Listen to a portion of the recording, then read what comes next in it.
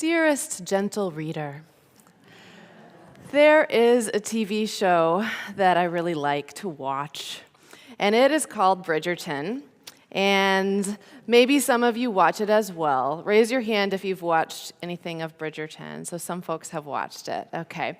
So Bridgerton is a show that is set in the 1800s, early 1800s in London. This is like Regency era, and it focuses on the very, very extremely wealthy, high society socialites.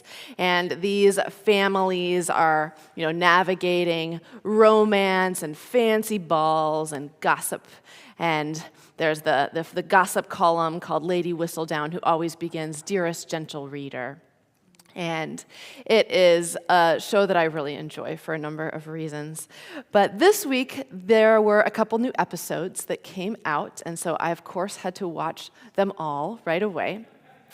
And the Bridgertons are the main family in the show, Bridgerton, and one of the sons' name is Benedict. And so I want to share with you a snippet of a scene that stuck out to me in this new season, season 4.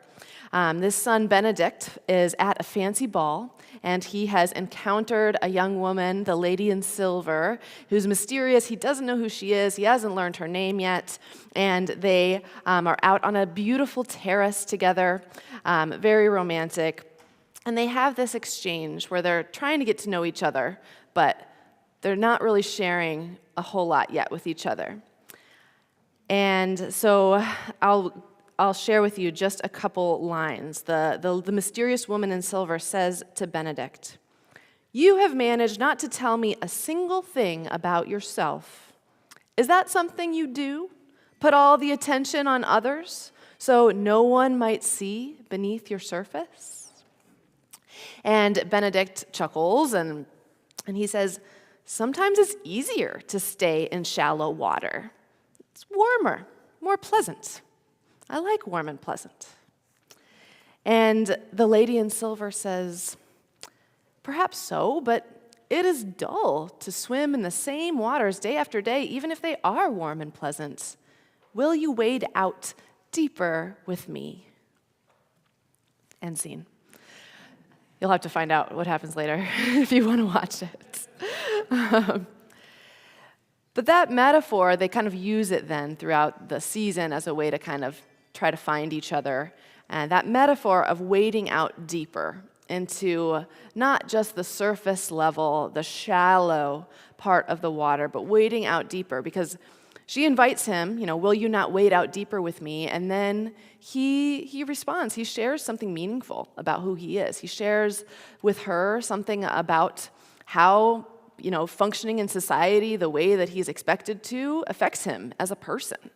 And they're able to connect on a deeper level that's not just the surface pleasantries that so much of conversation tends to be.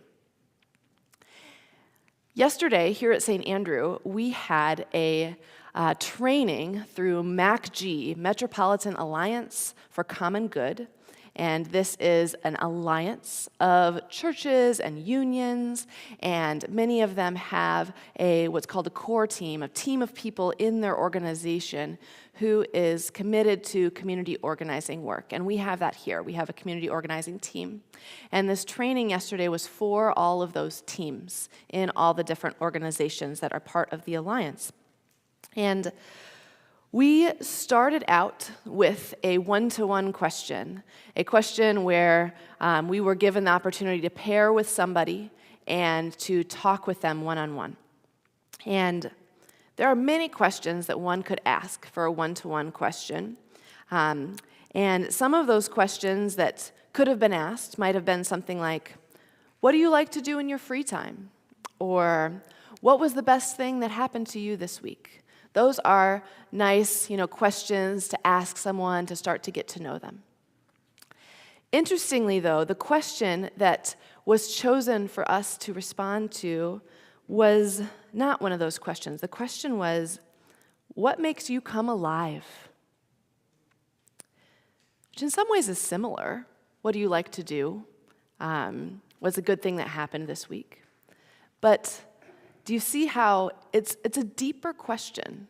It's a question more about who you are as a person, not just kind of the surface level, what is happening right now, what I like to do. It says something about who the person is. There is more vulnerability in that kind of question. There is more risk. And therefore, there is the opportunity to build a stronger connection and a more meaningful connection. To not just know someone, but to know them. In our story today, Nicodemus is experimenting and attempting to wade out deeper, to wade out into deeper waters than he has really done perhaps before. As I mentioned with the kids, he takes a risk in seeking out Jesus because his colleagues probably wouldn't approve of that. It doesn't say exactly why he went under cover of night, but we can speculate. And one of the speculations would be that it maybe was risky for him to be associating with Jesus as a leader in the Jewish community, in the upper class and respected community. Jesus was kind of, an outcast in a certain way. Artist Carmel, I don't know how to pronounce her name, artist Carmel Beglin writes that it is risky for Nicodemus to go to Jesus at night. It matters what time and location these stories occur. If he gets caught, doesn't that look worse? What made this feel so high stakes that he couldn't just ask Jesus his questions directly during the daytime? What is underneath his questions, and what risk is he trying to evade? And then she invites us to think about our own seeking. When is seeking not safe? It is vulnerable to look for something, to be unsure, to be in need, to feel like something is missing, and to try to seek something without knowing where that seeking will take you. When we seek, are we trying to evade risk too? Are we trying to self-protect? End quote. There is a vulnerability in not knowing the answer. The world makes us want to think that we are supposed to know. There is a vulnerability in sitting in the uncertainty of not knowing what's going to happen by asking the questions that we ask. And yet, Nicodemus wades in. He's courageous, and he takes that risk. Despite whatever fear or anxiety he might be feeling, he still takes the risk to seek Jesus, even in the night. And then when he finds Jesus, he asks the questions that are on his mind and on his heart. He asks Jesus what Jesus can possibly mean about being born again. Perhaps Nicodemus is used to operating on a more literal level. Perhaps he is used to operating on a more surface level. And so to him, this concept of being born again doesn't really make sense.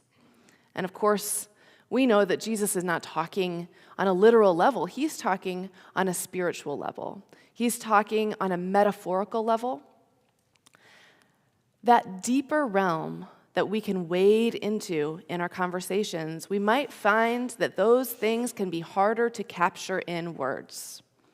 And when we wade out deeper into our own hearts and with one another, we might find that we can't be as exact about what we mean, that things are squishier, and that words really don't capture them. And so we end up wading into using metaphors to talk about our experience. And often those metaphors don't really ring true unless someone else has a resonant experience where they can connect and they can feel how that metaphor has been true for them, and they might be able to connect in that way. The spiritual journey in general involves wading into the deeper questions, and the Lenten journey in particular. During this Lent, we are invited to wade out into deeper waters, to risk going beyond the safe and warm and comfortable to going into the deeper. And of course, it's not that safe and warm and comfortable is bad. We need that sometimes. But I do think there's something missing. I think that, as the lady in silver says, It can be dull to swim in the same waters day after day. Going deeper into more meaningful questions can be very valuable. I have a clergy coach that I work with who meets with me about once a month. And when I met with him this week, we talked a little bit about the basic questions in life. Who, what, when, where, why, how. And we talked a little bit about the depth, the level of depth that is involved in those different questions. Who, what, when, where tend to not be as deep of questions. Those tend to be a lot easier, day-to-day questions. Who's doing what? What did you do this weekend? Where are you going? Who was there? That kind of question is very natural and easy, and we're pretty used to engaging on that who, what, when, where level as we share our lives with one another, and that is wonderful. The why questions and the how questions get more into values. Why did you choose to spend your time that way this weekend? How did you go about making that choice? How did it make you feel? Those questions are deeper questions and have more, like I said, to do with the values and who we are as people. We've been working as a church council on considering what our role is in the church, and we recently had a training with our consultant where she talked about what are council questions and what are more the minutia details that our teams can handle, such as our finance team and our facilities team. And in reflecting back on that now, I'm thinking about who, what, when, where, why, and how. And what our consultant talked to us about was that our role as the council is to really think about the high-level questions of mission and values, and not necessarily what decision this team is going to make, but do we have a good process for how they're going to go about getting input and a healthy process to make that decision as a community. It's the how question and the why question. Why are we considering doing this? Not, well, what version of this should we do? Because why we're considering it impacts what version we do, right? And so she was inviting us as a council to wade into those deeper questions of why and how, and not to get stuck in those more shallow waters of who, what, when, and where. I find this challenging. I find it challenging to gather in, whether it's a group of people like the council, even just in a one-to-one conversation. I find it challenging to figure out how to step into more deep waters. Even sometimes when I want to, I find myself going back to more surface level things. And I want you to know that if you attempt, like I've attempted, and you find yourself getting pulled back to the more surface level things, that is okay. This is the kind of thing that takes practice. But I would invite you in your reflecting during this Lenten season and in the connections that you are making in your family or here at church, I would invite you to consider wading out a little bit more deeply, asking yourself some of those why questions and some of those how questions, asking your family members and your church family members some of those why questions and some of those how questions, and see if you're able to get a little bit deeper. See if you're able to start to learn to swim a little bit. It might be a new beginning, or maybe it's returning to a practice that you used to do and haven't focused on as much lately. Our theme today is how do we begin? How do we begin again? So I invite you, as you consider going deeper, to think about how you can support yourself and give yourself grace as you try to wade out into those deeper waters. How might you begin again? We'll take 1 minute now. I will ring the singing bell to begin and end. And I invite you to meditate on this question of how might you begin again, or on this question of how you might go more deeply. What are the why questions you want to ask yourself or your neighbors?